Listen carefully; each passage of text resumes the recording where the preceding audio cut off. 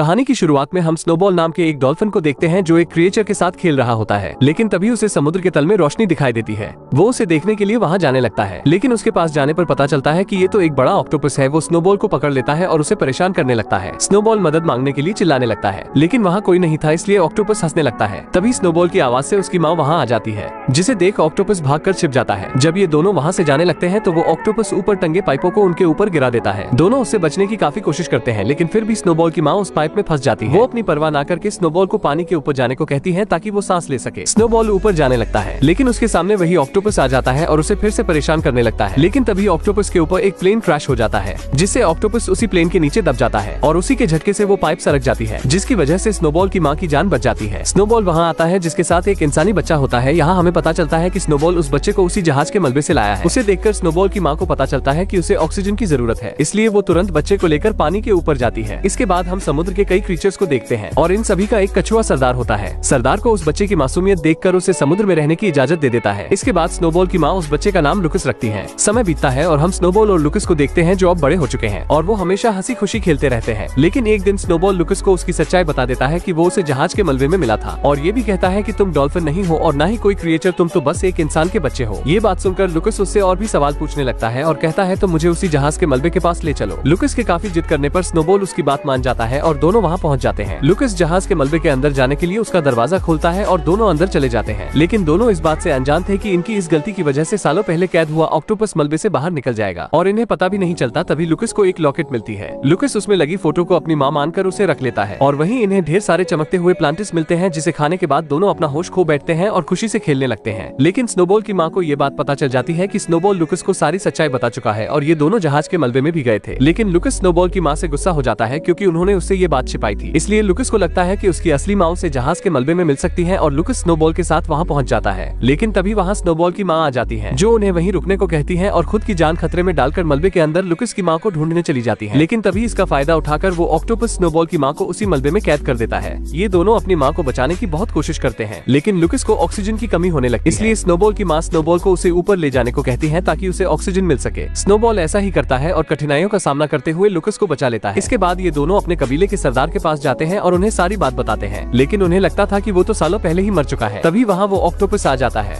और सभी को बताता है कि मैं पहले से और भी ज्यादा ताकतवर हो चुका हूँ, क्योंकि मैंने जहाज के मलबे में पड़े कई सारे प्लांटिस को खाए थे और उस डॉल्फिन को मैंने मार दिया है। इसके बाद वो ऑक्टोपस अपने शरीर से इंक निकालकर सभी को हिप्नोटाइज कर देता है। वो स्नोबॉल और टर्टल को पकड़ लेता है। लुकस उन्हें बचाने की कोशिश करता है, लेकिन वो ऑक्टोपस उसे भी पकड़ लेता है और कहता है तुम हमें से नहीं हो और तुम्हारी जगह यहाँ नहीं बल्कि पानी के बाहर जमीन पर है, इसलिए मैं तुम्हें वहीं भेज दूंगा। तभी वहाँ से कुछ मछुआरे मछली पकड़ते हुए जा रहे थे। ऑक्टोपस हिप्नोटाइज हुए मछलियों से लुकस को उनके जाल में फंसा देता है, जिससे वो दो मछुआरों को मिलता है, जिनमें शामिल था एक बूढ़ा इंसान और कैप्टन मरवरिट। बूढ़ा आदमी मरवरिट को उस बच्चे का ख्याल रखने के लिए कहकर समुद्र में मछली पकड़ने चला जाता है।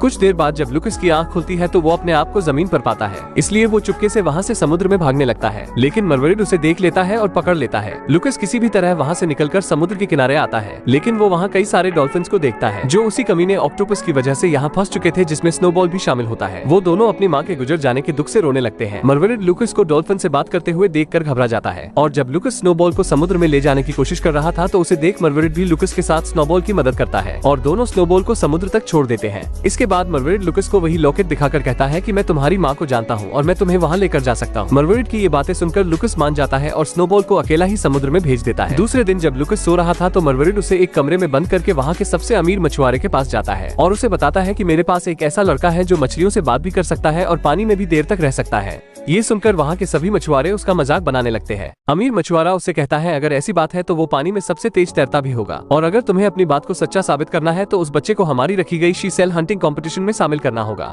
मरवरिट उसकी शर्त मान जाता है।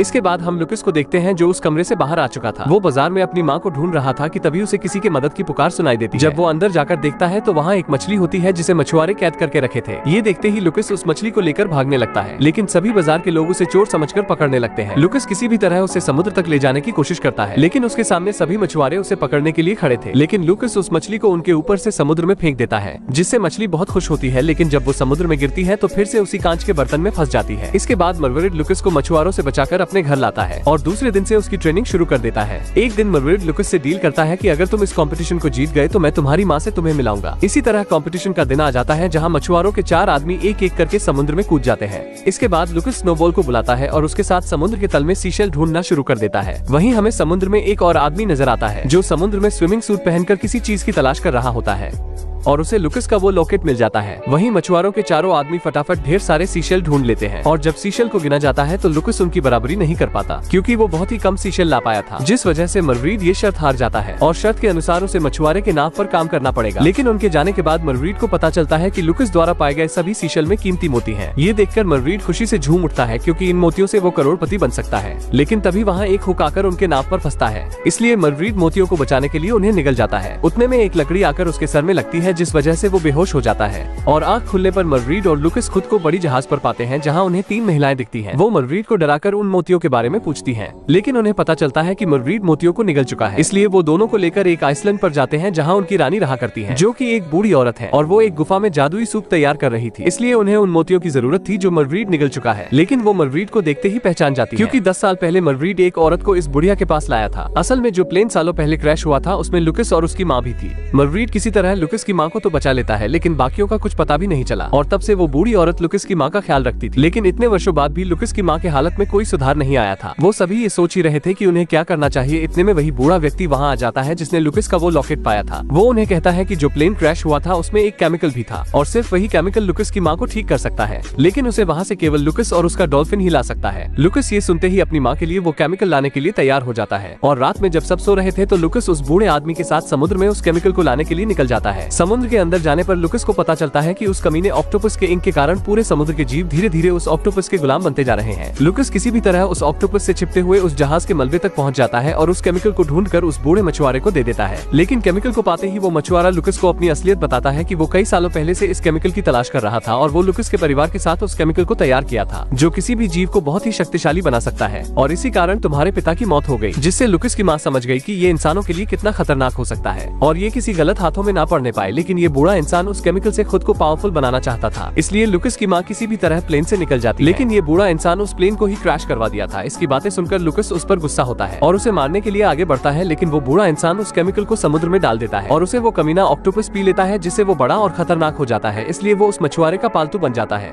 वो लुकस को मारने के लिए उस पर गोली चलाता है, लेकिन तभी स्नोबॉल वहाँ आ जाता है और लुकस को बचाकर समुद्र के किनारे लाता है। लेकिन जल्द ही स्नोबॉल भी हिप्नोटाइज हो जाएगा क्योंकि उसके अंदर इतनी क्षमता नहीं है कि वो उस इंक से बच सके। ये सुनते ही वो बूढ़ी औरत उसी जादुई सूप को मंगवाती है और उसे स्नोबॉल को पिलाती है, जिससे वो बिल्कुल ठीक कर देती है। और अब तक वो ऑक्टोपस पूरे समुद्र में अपना इंक फैला चुका था और इसे खत्म करने के लिए ये लोग ढेर सारे जादुई दवा को समुद्र में डाल देते हैं। इसके बाद लुकस और स्नोबॉल उस ऑक्टोपस से लड़ने के लिए समुद्र में चले जाते हैं और कुछ बचे हुए डॉल्फिन्स भी इनका साथ देने के लिए आ जाते हैं जिन्हें वो टर्टल लाया होता है। इसके बाद हम देखते हैं कि लुकस की तरफ डॉल्फिन्स थे और ऑक्टोपस की तरफ हिप्नोटाइज हुए जीव थे। दोनों लड़ने के लिए आगे बढ़ते हैं, लेकिन लुकस और स्नोबॉल उन सभी क्रीचर्स को चकमा देते हैं और उन सभी को उसी आइलैंड की ओर ले जाते हैं जहाँ उस बूढ़ी औरत ने जादुई दवा डाली थी और उस दवा को एक वेल मछली अपने पूंछ की मदद से समुद्र में मिला रही थी। ये सभी हिप्नोटाइज हुए क्रीचर्स जैसे ही उस दवा के संपर्क में आते हैं तो सभी नॉर्मल हो जाते हैं। इसके बाद कुछ मछुआरे भी मर्रीड के साथ उस ऑक्टोपस का सामना करने के लिए पानी में कूद जाते हैं। स्नोबॉल और लुकस ऑक्टोपस के पास जाते हैं और एक शार्क उस ऑक्टोपस को काट लेता है, जिससे ऑक्टोपस अपना मुंह खोलता है और कुछ मछलियां मिलकर उस जादुई दवा को उसके मुंह में डालने की कोशिश करती है, लेकिन ऑक्टोपस उससे बच जाता है और स्नोबॉल को पकड़ लेता है। लेकिन तभी मर्रीड उसके शरीर में भाला मार देता है और सभी मछुआरे मिलकर उसके ऊपर एक बड़ा जाल डाल देते हैं, लेकिन वो कमीना इंसान उस ऑक्टोपस को वो केमिकल पिला देता है, जिससे वो एक बड़ा राक्षस बन जाता है और अब वो बूढ़ा इंसान भी उस पर काबू नहीं कर पाता और वो ऑक्टोपस उस बूढ़े इंसान को ही खा जाता है और अब कोई भी उसका सामना नहीं कर सकता। इसलिए लुकस बहुत ही दुखी हो जाता है और रोने लगता है। ऑक्टोपस अब उस आइलैंड तक भी पहुंच चुका था जहां लुकस की माँ होती है। ये देखकर लुकस कहता है कि इस समुद्र की तरह मेरे आंसू भी खारे हैं। इसके बाद लुकस अपनी माँ को बचाने के लिए उस आइलैंड की ओर भागता है और उस वेल मछली के सांसों के सहारे उड़ते हुए ऑक्टोपस के मुंह में जा गिरता है, जिससे सभी लोग बहुत ही दुखी हो जाते हैं। इसके बाद स्नोबॉल पानी के अंदर जाता है जहाँ वो लुकस के साथ उसकी माँ को देखता है। लुकस की माँ लुकस को स्नोबॉल को देती है और गायब हो जाती है। स्नोबॉल लुकस को मर्रीड के पास लाता है। मर्रीड उसके पेट से पानी निकालने लगता है, जिससे लुकस को होश आ जाता है, जिससे सभी लोग खुश हो जाते हैं। हमें पता चलता है कि उसकी माँ पहले ही मर चुकी थी और उनकी ही आत्मा बच्चे को बचा रही थी। इसके बाद जब दोनों खेल रहे थे तो हम उसी ऑक्टोपस को देखते हैं जिसकी पूरी पावर्स जा चुकी थी और वो उतना ही छोटा हो चुका था जितना मूवी की शुरुआत में था। और यहीं पर ये मूवी खत्म होती है। कहानी समझ में आई हो तो सब्सक्राइब करके रखिए और अगर आपको ऐसे और भी वीडियोस देखनी है तो सिर्फ लाइक करिए, हम समझ जाएंगे